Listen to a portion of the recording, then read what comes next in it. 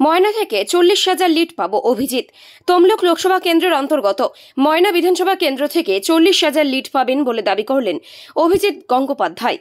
বৃহস্পতিবার পূর্ব মেদিনীপুর জেলার ময়নায় ভোট প্রচারে যান তমলুক লোকসভা কেন্দ্রের বিজেপি প্রার্থী প্রাক্তন বিচারপতি অভিজিৎ গঙ্গোপাধ্যায়।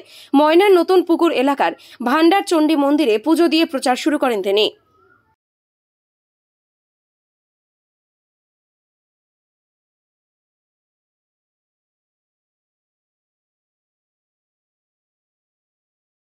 করতে পারে, তাদের করতে দিন। যদি নির্বাচন কমিশন আমার কাছ থেকে জানতে চায়, আমি তার উত্তর দিয়ে দেবো। আপনি কি মনে করছেন এই তার দলের শেষের সময় মুখ্যমন্ত্রী মানে তো মুখ্যমন্ত্রী নয়, মুখ্যমন্ত্রী মানে তার দল।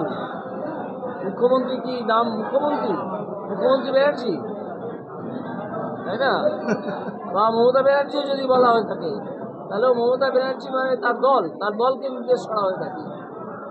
সেই যাত্রা দলই হোক আর একটা কোম্পানি হোক, তার সময় ঘটিয়ে এসছে। ময়নাতে ভারতীয় জনতা পার্টি